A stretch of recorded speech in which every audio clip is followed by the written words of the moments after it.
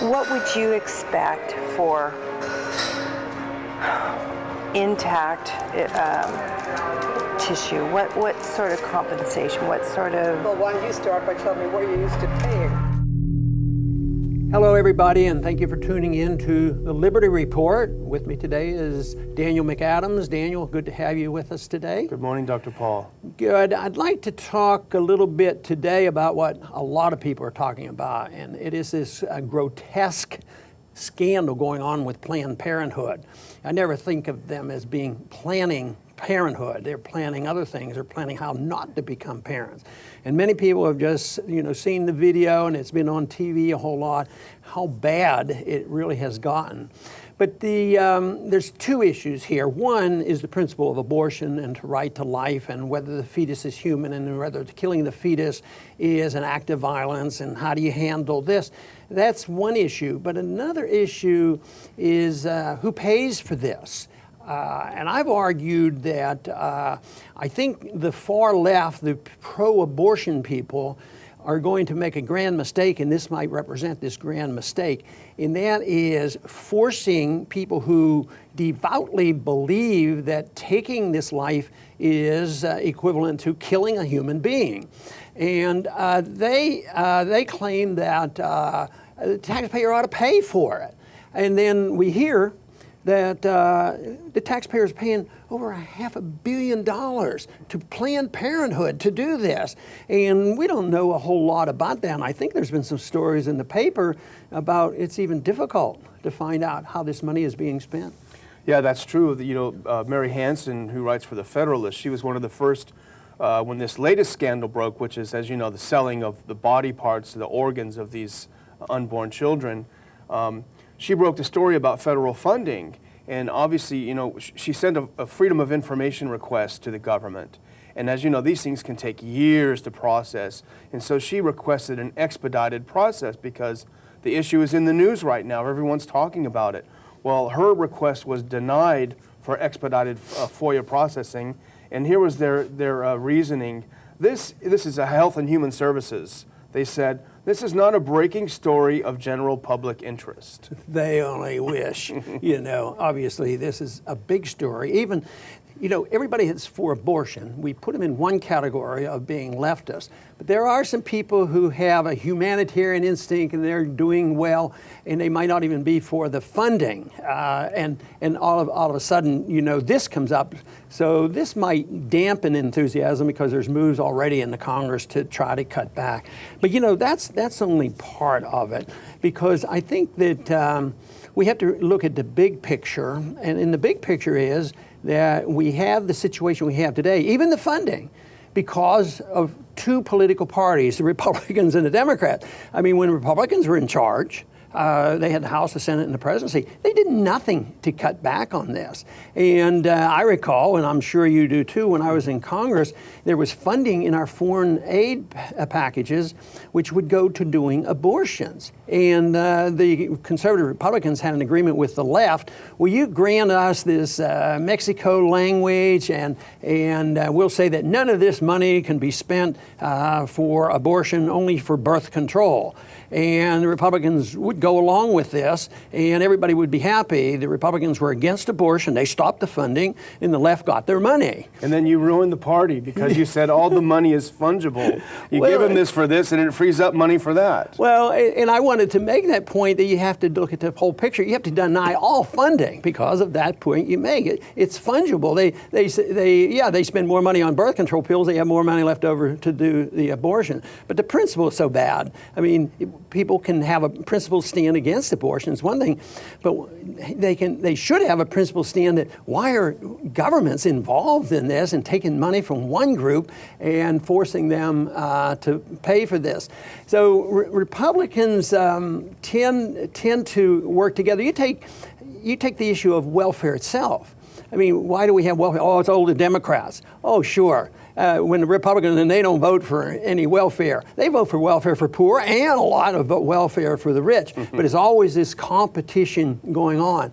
But I remember when I tried to cut that funding out, the people who became enraged were the pro-life Republicans, because they had a deal set. And I was messing up their deal. We were going to get the credit for stopping money being spent on abortions, and at the same time, the Democrats would get the money. Democrats didn't care. They knew they were going to get the money.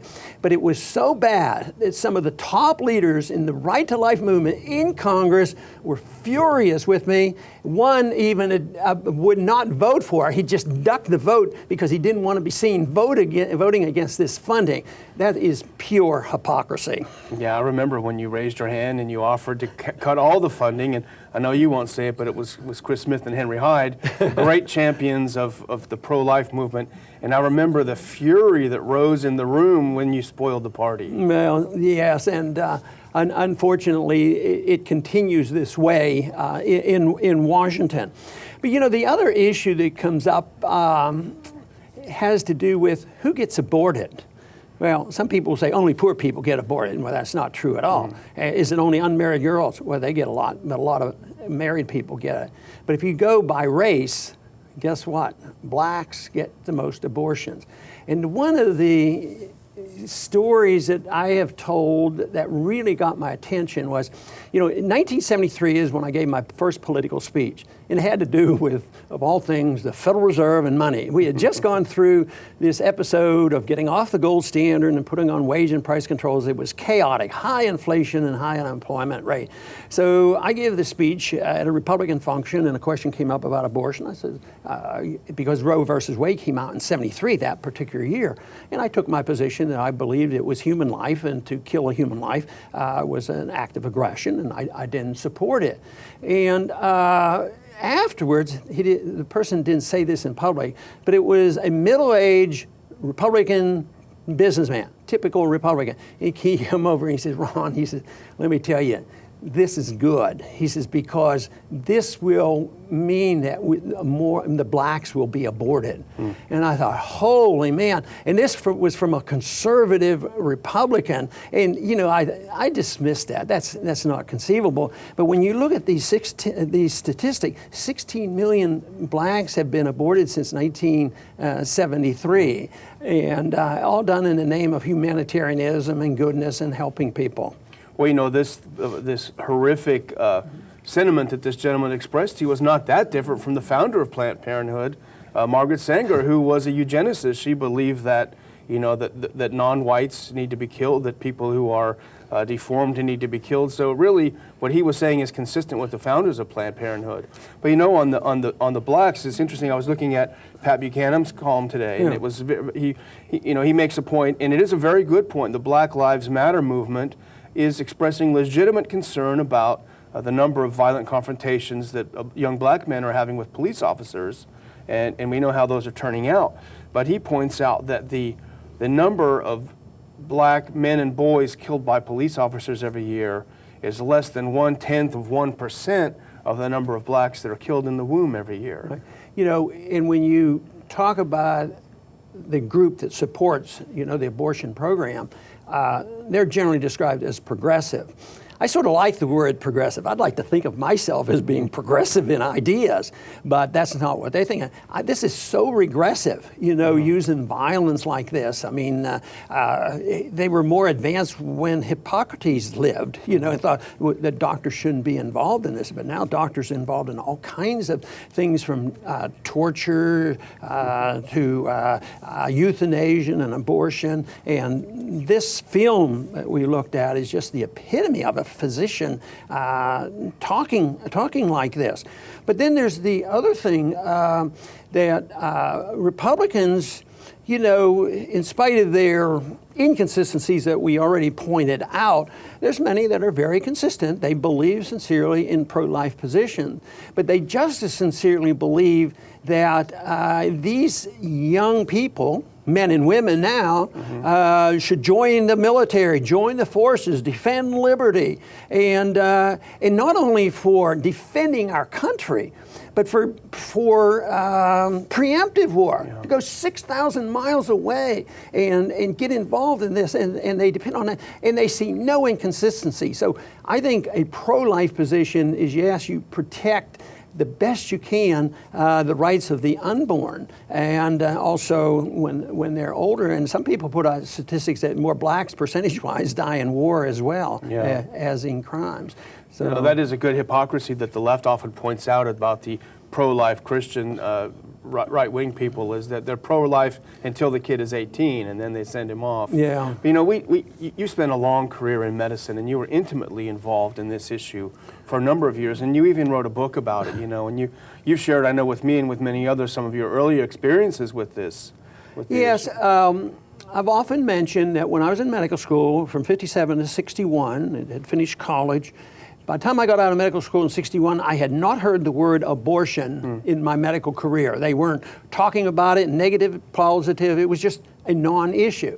By 1968, after the revolution of the 60s, and I claim that the law doesn't cause the abortions, that people's morality changed the abortion. The solution will come, you know, from the people, not from the law. But by 1968, I was in the residency and they were doing abortions, and it bothered me. And because one time I walked in an operating room and they were doing, because we would do that to observe surgeries, and here they were doing a C-section, but it was on a small baby. And they lifted the baby out, a couple pounds, but the baby cried and whimpered a little bit, and they put it in a bucket. And it happened, it lasted for 5-10 minutes, but everybody in the room just sort of pretended it didn't exist. And that is when I decided I had to resolve this in my mind. So I went and talked to the professor who was supportive of this, and he said, well, you know, there are some very, very bad abnormalities, and it's just as well a boredom as to worry about it later on. And that's what his argument was. I said, yeah, but sometimes you can't tell for sure. You might have to wait for birth. At that time, we didn't have great ultrasound. And he says, yeah, that's true. We would wait for birth, but then at birth, if you could tell that this child was grossly deformed, then you should kill the child that is born. And wow. I said, yeah, but I followed up with my concern. I said, yeah, but we don't know about some of these diseases for a year. He says, under those circumstances, maybe a year is the cutoff point. And you can imagine with that attitude existing in the 60s, and here we have people selling body parts, you know, it's pretty bad as far as I'm concerned. So. But anyway, I think this issue is going to be around for a while. Hopefully it resolves. I hope we get more information. I hope we get more people look at this based on principle and think more consciously about you know, the right to life. And truly, there's justification to saying an unborn has rights. I, as a physician, if I harm the fetus, I can be sued, rightfully so. If you're in an automobile accident, a woman loses her child and aborts, that child is recognized as a living human being. If the man dies and the woman has the child, inheritance rights are established at conception. So there's a lot of legal arguments that it is truly a live human being, and if it is, the taking of that life is an act of aggression. And there are always going to be difficult situations because they want to turn the argument to the day after conception to the day before birth. They don't want to, the pro-abortions never want to think about it a week or two or a month or two before birth. It's always something vague. It's not so vague now when we look at this story where they want to gently do the abortion to preserve the tissue and sell it so they can get their fancy automobiles. And these are physicians talking. It is a moral crisis. This will not be solved by passing a law. Right now, the law should be involved, and we certainly ought to defund all of this type of money that goes to the destruction of life. Respect for all life is what we need if we want to live in a free society. We cannot have respect for liberty if we don't have respect for life. I want to thank everybody for tuning in today to the Liberty Report, and come back soon.